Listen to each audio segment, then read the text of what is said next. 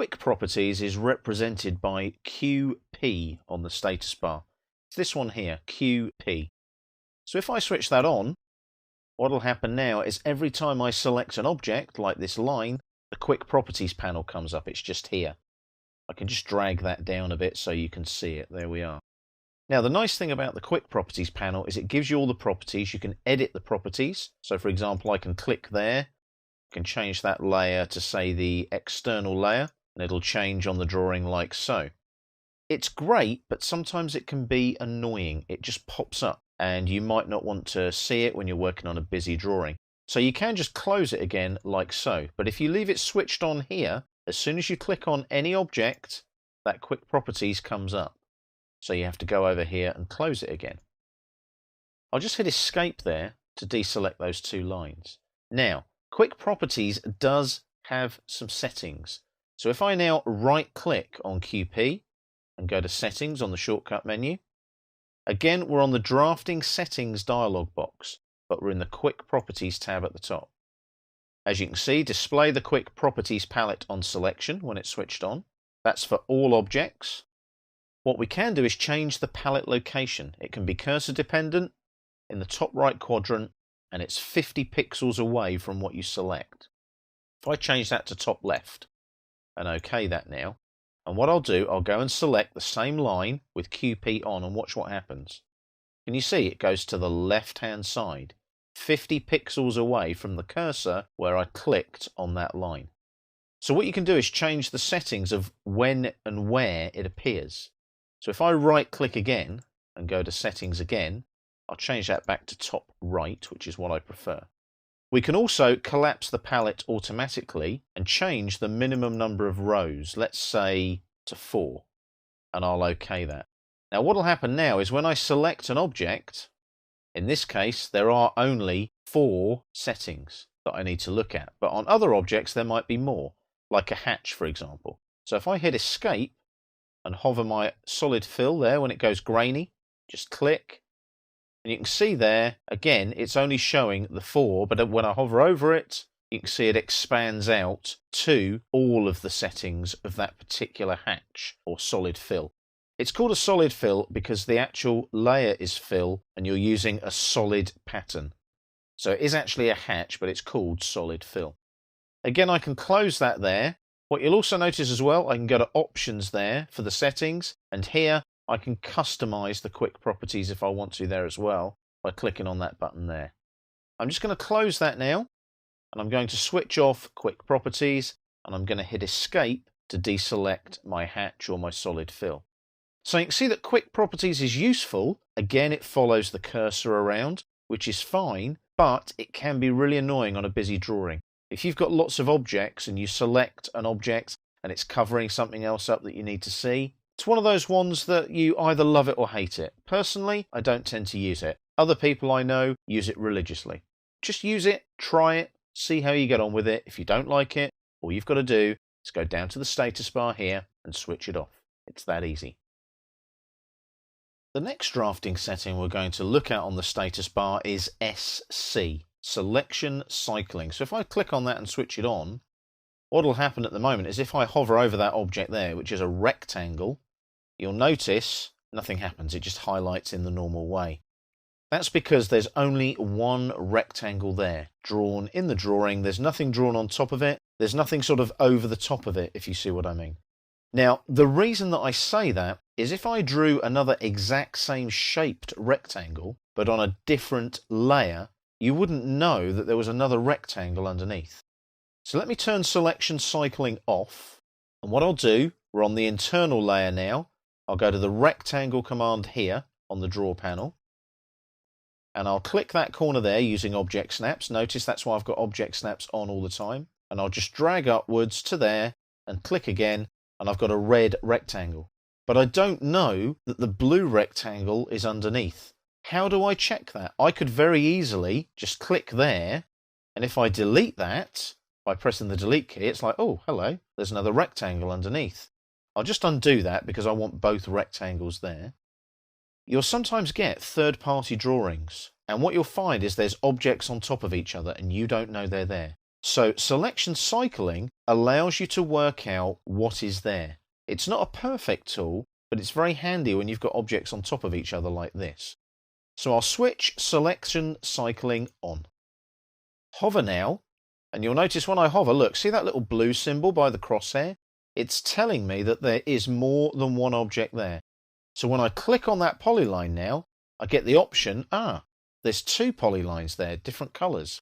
And I can go to the selection list and select the one that I want to select. So if I now select the blue one, what happens now is it's selected the blue one and not the red one. So if I press delete now, it will delete the blue one and the red one is left behind. If I go back and undo that again, you'll notice now the red one is still there and also the blue one is still there. But I've got selection cycling on, so if I hover, there's my little blue symbol again. I click. This time I might select the red one. If I delete the red one by pressing the delete key, you can see there that obviously there are 2 rectangles and the blue one was underneath. So I'll undo that again, and selection cycling, every time it gives you that little blue symbol. So I'll click there. I'm going to select the blue one, and I'm going to hit the delete key and delete the blue one. Now with selection cycling on, if I hover, you'll notice there's no symbol because there's nothing underneath that red rectangle. If I right click on SC here, there are settings that can be set. So you'll notice not much, but they're useful. Allow selection cycling, obviously. Display selection cycling list box. Yes, you always want that to display. You want it to be cursor dependent as well, so it's close to the object you've selected. And in this case, the distance in pixels is 25, whereas the quick properties was 50, but that's because it's a bigger box on the screen. It takes up more space. The selection cycling is much smaller. And you want to show the title bar of the selection cycling so that you know what it is that's popping up on the screen. Later on, you might want to turn that off. I'll OK that. All those settings are fine. And the good thing about selection cycling, again, if you don't need it, you can just hit the SC on the status bar like that and switch it off. So that's selection cycling for you. Very useful on third-party drawings where you might have objects on top of each other. Last but not least on the status bar is the AM button here, Annotation Monitor. Now if I switch that on, you'll notice nothing actually happens in the drawing. What it does is it's monitoring your annotation, things like dimensions and text. I'll just switch it off again for the moment. Now, this dimension here obviously represents this edge on the right of the rectangle there. If I delete the rectangle, so I'll select it, hit the delete key, it's gone. But the dimension stays there. That dimension is now orphaned, it's got nothing to dimension against. I'll just undo that now. If I do that again, but with the annotation monitor on, watch what happens. I'll delete that now, like that, select it, delete it, and as soon as I delete it now, both dimensions are going, hang on a minute, we're missing something here. So what you get is that little exclamation mark there. And I can click on that there, and I can reassociate if I want to, or I can delete that dimension. What I'm going to do is hit escape, and escape again, and I'm going to go back to the undo up here on the quick access toolbar and bring that back. You'll notice the exclamation marks disappear as soon as that object comes back. Let's try something slightly different. This dimension I want to stay, and I want that rectangle there to stay. I've got the annotation monitor on down here at the bottom of the screen. I'm going to delete this line here and this line here. When I delete them, you'll notice that my 10607 dimension has got the exclamation mark, indicating that it's missing something. It's orphaned because I deleted those 2 lines. So if I go now to the exclamation mark and I click on it and I reassociate, that then allows me to reassociate the first extension line origin. I'm going to go there, and then I'm going to reassociate there as the second extension line origin, and it updates the dimension to the new size that I've specified by reassociating it. The good thing is the annotation monitor showed me that that dimension needed to be reassociated anyway because the original lines that obviously it was dimensioning had disappeared. Let's just right click on annotation monitor there. You'll notice there are no settings. There's display, Display is just display. You can switch any of those buttons on or off. They display on the status bar. You can switch them on and off. That's the same for every single drafting setting. Use icons we know about already. We've covered that previously. So there are no settings to worry about with the annotation monitor. All there is an on and an off. So I'm going to switch that off again now and just leave the 4 drafting settings that I always use, which are Polar, OSnap, OTrack and Dynamic. I leave those on all the time whenever I'm drawing in AutoCAD or AutoCAD Electrical. The isolate command, whilst not on the drafting settings on the status bar, is still a setting on the screen that you can use to your advantage. What's really nice about isolate is you can isolate existing objects on a drawing to make your life easier to see the objects that you need to see to work on your drawing.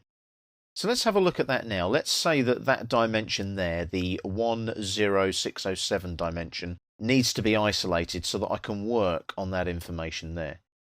So I'll click on it, I'll right click, and on the shortcut menu I've got isolate right there. So I can isolate that object or I can hide it.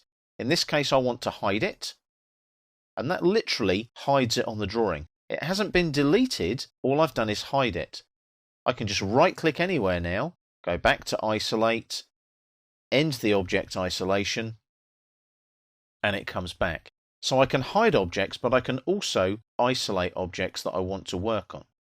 So I could select this rectangle here. Again, right click, isolate is there. I'll isolate that object this time, and it isolates that one particular object, hiding everything else. It's the reverse of the hide option, if you see what I mean. So it's isolating and hiding everything else. Again, I can just right click, go to isolate, and end the object isolation, and everything comes back. This isolate tool is excellent because what you can do is you can select multiple objects. So if I want to work on that rectangle and that rectangle there, I can right click, isolate, and isolate those 2 objects. Everything else isn't getting in the way. That's the best thing. I can work on those, change those, edit those, right click again, isolate, and end the object isolation, and they come back. I can also hide multiple objects as well. So if I select the 3 dimensions this time, right click, isolate, and hide the objects, they're gone. And that's the equivalent of isolating anyway, because I can work on the rectangles again. I can then right click, isolate, and end the object isolation. It's a very useful little tool. It's not on the drafting settings on the status bar. It's on the right hand shortcut menu on your mouse. But the nice thing about it is it makes your life easier, makes you more productive, and it will help you in electrical drawings by isolating the objects that you need to work on and hiding the objects that you don't need to see so that there's more clarity in your drawing and it makes life easier for you to work.